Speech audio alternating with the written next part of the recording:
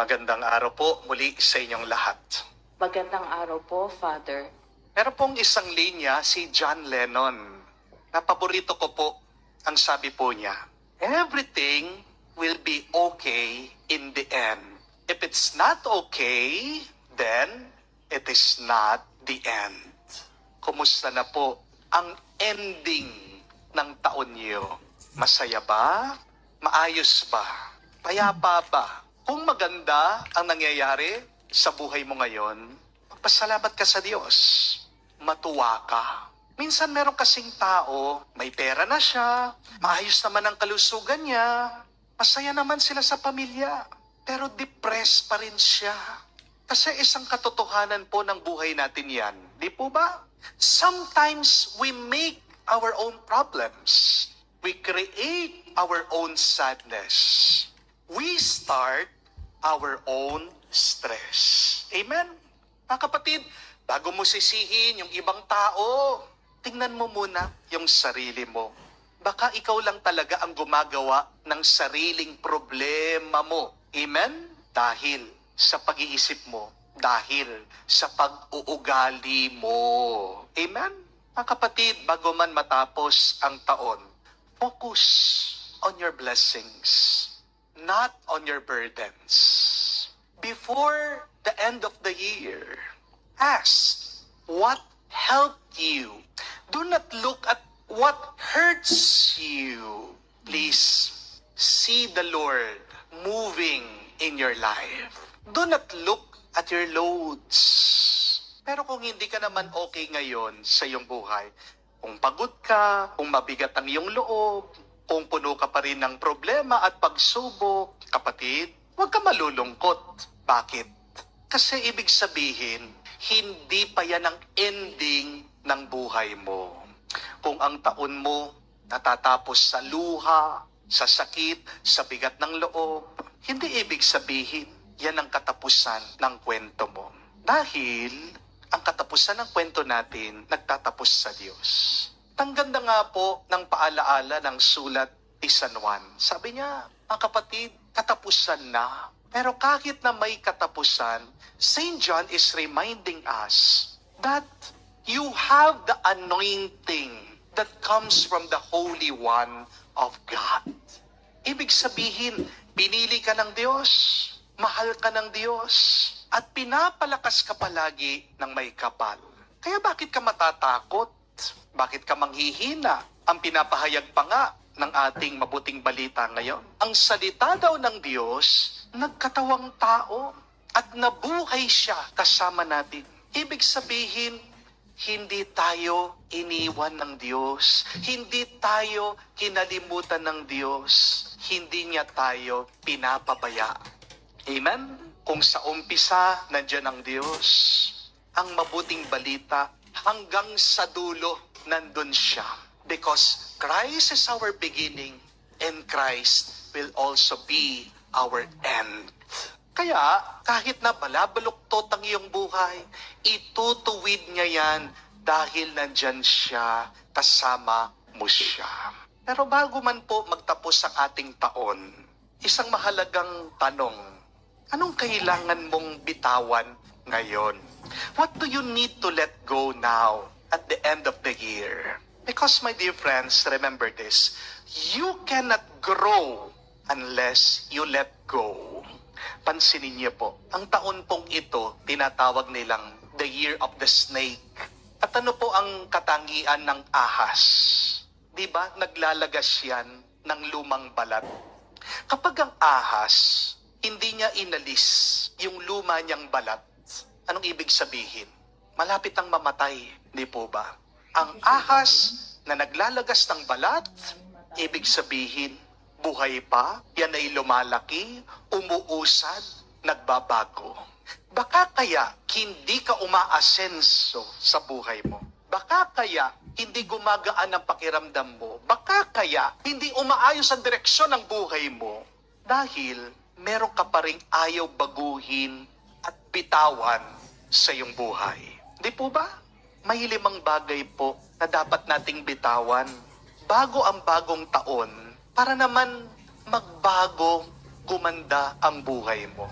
Remember these 5 things that you should let go so that you may grow in the year 2026. Una, bitawan mo yung mga gamit na hindi mo na ginagamit. Kung 3 taon na po yung damit dyan sa inyong aparador, hindi na po sa inyo yan. Sabi nga po ng isang santo, maraming mga tao ang walang maisuot dahil nasa cabinet mo yung damit nila. Kaysa sa masira lang po ng anay, mabulok sa baul, bigay mo yung damit dun sa tao na pwedeng magsuot at magamit niya. Bigay mo yung damit mo dun sa mga nangangailangan. Baka kaya hindi ka binibigyan ng bago ng Diyos kasi kumakapit ka pa rin dun sa luma. Di po ba? Let go of the old so that God can give you something new. Amen? Pangalawa, itapon nyo na po yung mga expired nyong gamot. Kung patuloy mo pa rin tinatago yung mga gamot ng lumang sakit mo, para bang sinasabi mo sa iyong sarili, sa iyong katawan, babalik pa yung sakit ko. Di po ba? Isipin niyo po yun. Kapag patuloy mong inaalagaan ang nakaraan, inaanyayahan mong bumalik yung sakit mo, yung sugat ng nakaraan. My dear friends, let go of the pain that God healed from you. Pinagaling ka na nga ng Diyos. Ayaw mo pa rin bitawan. Iniisip mo pa rin yung sakit ng nakaraan. Kung gusto mong lumusog, gusto mong lumakas, let go na dyan sa mga gamot. Let go na dyan sa iyong sakit. Amen? Huwag mong palaging iniisip. Kapag mong palaging iniisip. Kapag palagi mong iniisip yung sakit, lalo kang nagkakasakit. Amen? Pangatlo po, alisin nyo na yung mga sirang gamit na walang silbi. Amen? Check nyo po yung bahay nyo. Meron ba kayong mga basag na baso, mga sirang pinggan, charging wire na hindi na gumagana, lumang case ng cellphone, plastic Tupperware na ginamit nyo sa kakasyaron nyo, baka pagbukas nyo ng cabinet nyo, nahuhulog na dyan. Yung mga t-shirt, mga short, yung butas-butas, tapon nyo na. Nagiging dump site na lang yung bahay nyo eh. Di po ba? Minsan, meron mga iba sa inyo, aminin nyo, wala na ngang garter yung brief nila. Bacon na. Pilit pa rin sinusuot. Ha? Bakit? Yung mga iba po sa inyo, butas-butas na yung panty nila. Ayaw pang palitan. Bakit po? May sentimental value ba yan sa inyo? Pa-frame nyo na lang kung ayaw nyong bigay, kung ayaw nyong tapon. Bakit ba mahalaga na kailangan bago, desente ang ating mga suot at kagamitan? Because remember this, my dear friends, when your surrounding is clean, your inner world becomes peaceful. Peace outside begins with a peaceful heart. Amen? Ang magulong buhay madalas nag-uumpisa sa magulong loob. Let go of the clutter so that God can put into order your life. Paano maaayos ng Diyos ang buhay mo? Ang gulo-gulo ng bahay mo. Di po ba? Pang-apat, bitawan nyo na po yung mga toxic na tao sa social media. Hindi po kasalanan ang mag-unfriend. Di naman po masama yung mag-unfollow. Kung yung isang page, channel, o influencer, ginugulo lang yung isip mo, pinapalala yung insecurity mo, nilalayo ka sa kapayapaan. Kapatid, tigilan mo na yung panonood dyan. Wala kang obligasyon na i-follow siya. Amen? Lalong-lalo na sa politika. Kung dahil sa pakikinig niyo po sa komentaryo ng mga ibang influencer, diyan sa politika, nag-aaway-away lang kayo sa pamilya, stop na, tigil na. Wala naman po tayong utang na loob sa mga politiko eh. Di po ba? Sila bang nagbubuhay sa inyo? Sila bang may hawak sa inyong kaluluwa? Be warned. What you consume consumes you. Kung ano yung pinapanood mo, kung ano yung pinakikinggan mo, kinakain ka niyan. Inuubos niya yung lakas mo. Amen? Baka kaya wala kang peace of mind dahil dyan sa mga problema mo, dahil lang sa mga pinakikinggan mo araw-araw. Choose the content that feeds your soul. Do not listen to the content that feeds your fear.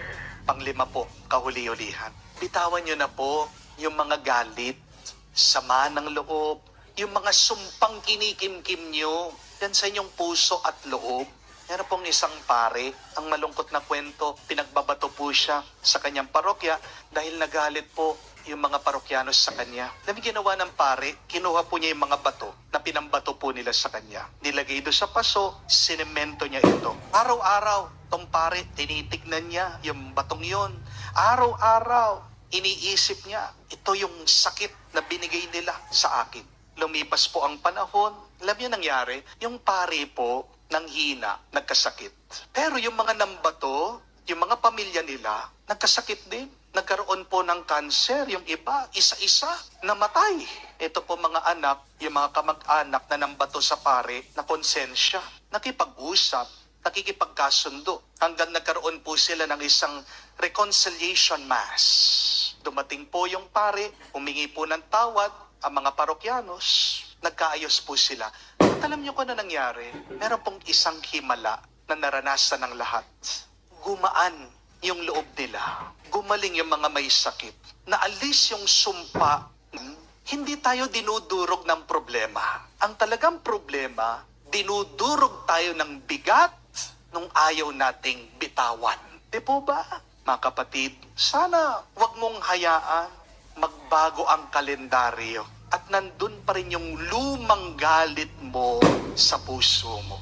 Amen? Sana bagong araw, bagong taon, bagong puso, bagong isip ka na para magbago ang iyong pagkatao. Amen? Magandang itanong po ito sa pagtatapos ng taon. Anong kailangan ko ng bitawan bago man dumating ang bagong taon? Yung sakit na matagal mo nang dinadala? Yung galit na nilulumpo ka? Yung takot na pumipigil sa'yo?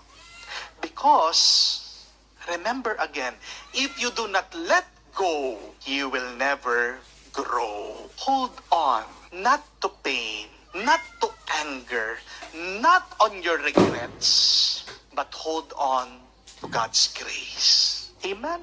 Because when you hold on to God's grace, you will finish the race. I will repeat that.